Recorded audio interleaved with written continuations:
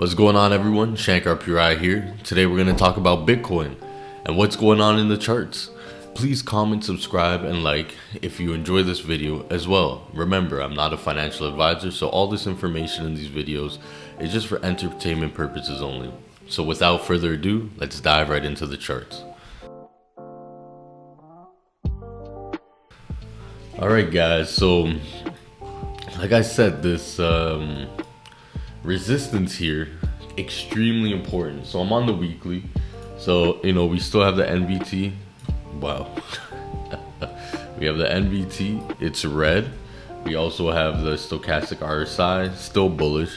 So everything's still looking good on the weekly time frame.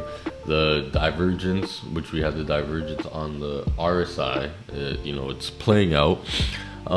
So nothing crazy going on, but I would like to show you that this yellow line, very important trend line, that we're really struggling to hold above. So we're really struggling, to break through it. Not hold above, we're struggling to break through it. So if I zoom in here, so we've got rejected once, we've already gotten and we're getting rejected now. So this is very important, kind of like line in the sand for me, because this trend line has acted as support and resistance, and a lot of just resistance. We got resisted 3 times, broke out once, and we came back down underneath, and we were getting rejected right now. So this is a very important resistance line for me. Mind you, if we don't break over it sooner than later, it could be a red flag. So I just want to bring this to your attention, because we have tested it, broken down, tested it again, and we're getting rejected. So I mean, it does make sense that we've literally gone up 18% 2 days ago. So having a pullback is not that big of a deal. We had a 6-7% pullback. We may even pull back all the way down to this level here, 41,000. But if we pull back, breaking above is what we need to look for. Breaking below here and creating a lower low would be very devastating for the Bitcoin price, to be honest. So if we go all the way down here to 41,000, and then we see some more upward momentum, that will be fine. But just keep in mind, this is a very important trend line here, this yellow line. So this is a big line in the sand for me, and we've been tracking it for a little while now. So let's look at the Wyckoff accumulation schematic. So nothing really has changed. We're still in this accumulation. So we're getting ready for the liftoff and the markup phase. So that's what we're anticipating right now. So everything is looking good. The last video that we made, we were looking at the what were we looking at here? The market cipher. We were looking at market cipher and seeing the moving averages, and how that every time we're underneath these moving averages, anytime we're underneath these moving averages, it acts as resistance. So we get resisted, resisted, resisted. Anytime we break above it and hold and retest it as support, we can continue on an upward trend. So right now we've broken through and we're coming back to test it. So if we test it, bounce back up, that'll be very good for the price. So we've already broken through. We had a lot of volume coming in, so that's a very good sign of the price flipping bullish. So we have this as almost a confirmation. I am waiting for us to maybe retest and then bounce. That would be a good sign, saying that we're holding at support. And as we can see, anytime we broke through it, tested as support, we continued upwards. So that is something that I want you guys to keep in mind as we're continuing this period of volatility. So we have a lot of good indicators showing on the Bitcoin price. Now, what I want to bring to your guys' attention. So I have been following this for, a little bit. So this is the Bitcoin, this is the moon phases. So anytime there's a full moon or a half moon or a light moon or a dark moon, to be honest, I just follow it because this cycle, it's kind of been accurate. And I don't really watch it that much, but every once in a while I'll pull up this chart and see. So as you can see, every time that we've gotten a moon on the top here, we've come down. Anytime we've gotten a moon on the bottom, we've increased in price almost every time. Like literally every time. Dark moon, increase, light moon, we had that big drop, dark moon, we pushed up a bit, light moon, pushed down, and it's literally a zigzag. Zig, went up, down. So on the uptrends, the light moon is, the white moon is not as sharp to the downside, and on the dark moon is higher to the upside on the uptrends, and vice versa.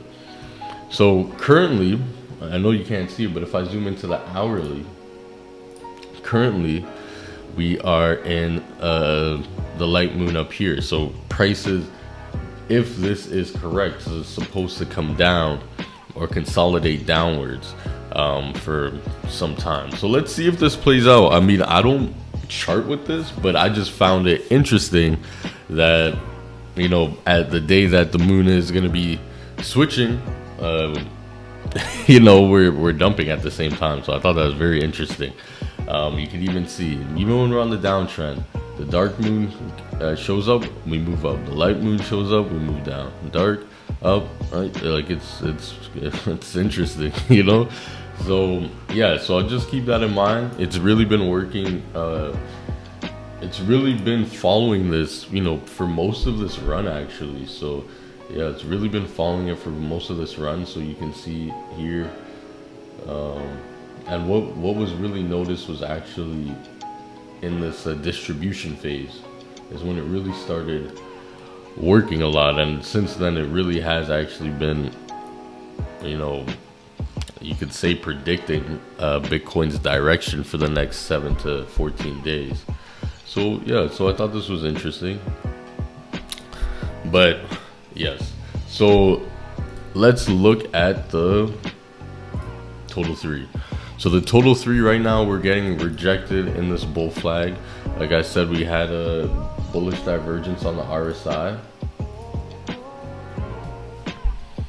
We had a bullish divergence on the RSI, which I said could maybe potentially take us past this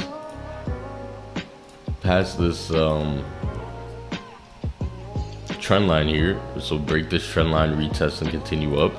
Looks like we're getting a pullback, which is fine, but I'd love to see us break above here and then, get to the all-time highs. So that would be something that I'm looking to see. All right, we got the SPX, so the S&P 500, we've definitely had a nice rally. We call this bullish divergence here. And since that bullish divergence, we have rallied, let's see, we take it from the bottom, where we are now, 6%. If we take it to the top, 7.35%. So the SPX has definitely, tried to flip back bullish, but we still have a lot of work to do and resistances to break for us to say, okay, it's full bull mode. The fact that we've come up this much in this short period of time is very good, but we made a lower high. We made a lower low, which is a downtrend. So we have to at least, make a higher high and break this yellow resistance for us to say, okay, maybe we're back on this uptrend. But as of now, we still have a lot of work to do. So if I pull up the moving average on the daily, so we got the 200 here. So it's this green bar. Let me just make it a little bit more visual for you guys. So you see that green bar. So we're still underneath the 200-day moving average. So this is also, you know, we need to get above the 200-day for us to be bullish. You know, moving averages on the stock market, especially the S&P 500 indexes, they work very well. So the fact that we're underneath the 200, it's still kind of bearish, you know, because we could always move up and then test the 200 and get rejected even further. So what we need to see is we need to see a clear break above the 200 plus a higher high from here for us to say okay, and then maybe come back down and retest the 200 and move up. So that is what we're looking for. So SPX has definitely made some great progress, but it has lost so many key resistance support zones that we still need to be careful.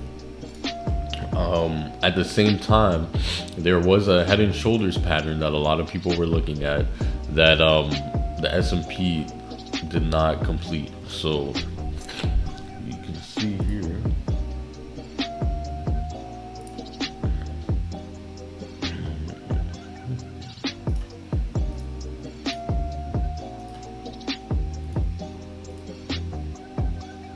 so you could say this was a head and shoulders pattern that a lot of people were seeing. So this was a break of the neckline. It looked like we broke, but it looks like this was a fake out. And normally when we have a fake out on a head and shoulders, that's bullish, and the price normally will continue the opposite way. So this is a good sign, but like I said, for us to be completely out of the woods, we need to make higher highs in the price. So we still have some room, a lot of room and a lot more work to do.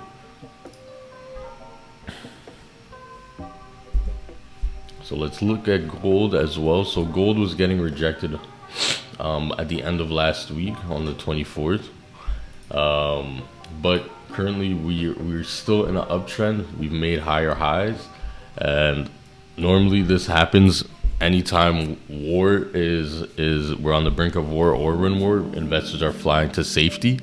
And as you know, the war is going to continue. Gold should definitely continue upwards as people are using it as a safe haven. Bitcoin, don't forget, Bitcoin is still a very small asset class. The whole of the cryptocurrency market is still less than the biggest company on the S&P 500. So you have to remember that majority of people who have money still have the traditional mindset as gold is a safe haven, which it currently still is. Bitcoin is a safe haven, but it has to be proven to the masses. You know, I can think something, and you can think something. But crypto is still currently the minority of people who are you know, invested. Most of the money, you know, even though people have made millions in crypto and some people have made billions, most of the wealthy people are still not inside of crypto and are still skeptical about crypto. So you have to keep that in mind, that, you know, just because we decide Bitcoin and crypto is a safe haven doesn't mean the majority has decided, which is okay, because once they shift and say that yes, this is fully a good investment, it's a safe haven, then the transfer of all that will come into crypto. But as of right now, most people still believe that gold, which it is currently, a safe haven in case of war or economic uncertainty. So that's why currently gold is spiking, and we've had this pattern here, and it broke out of this pattern. And then the next resistance is here at 183.51 that I've marked off, and then we have the last resistance all the way up here at around 194. All right.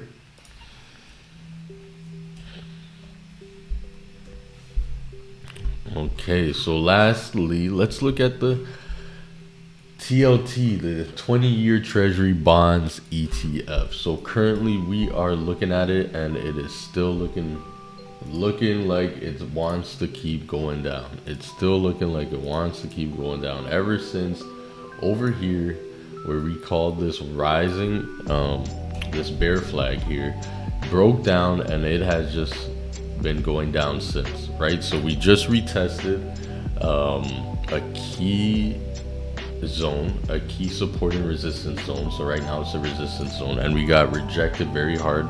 Again, we do have this bearish divergence in the white, you can see here. So it was anticipated that we'd break down. So this is considered, so what this is, sorry, my back. This is a hidden bearish divergence. So normally hidden bearish divergence, unlike the other bearish divergences or bullish divergences, when they're hidden, it's normally continuation pattern. Sorry, it's a continuation of the trend. So that this divergence in particular, a hidden bearish divergence, indicates that the pattern is gonna keep continuing. The trend of the TLT is gonna keep continuing down, as well as we are underneath the 200-day moving average on the daily. So when the TLT is decreasing and going down, it is showing that investors are going to be continuing risk on purchases. So though today you may say, man, Bitcoin is dumping, like we are dumping right now. Don't let today's price action shake you out of your position. I mean, have your if then statements, and if this happens, then I'll do this. But as of right now, I don't see us making a lower low past here at 32K. So that's all for today, guys. Thank you so much, and tune in again for the next video. And you know, if you liked it, please subscribe, comment, and also share, and we'll be back again with another video. Take care.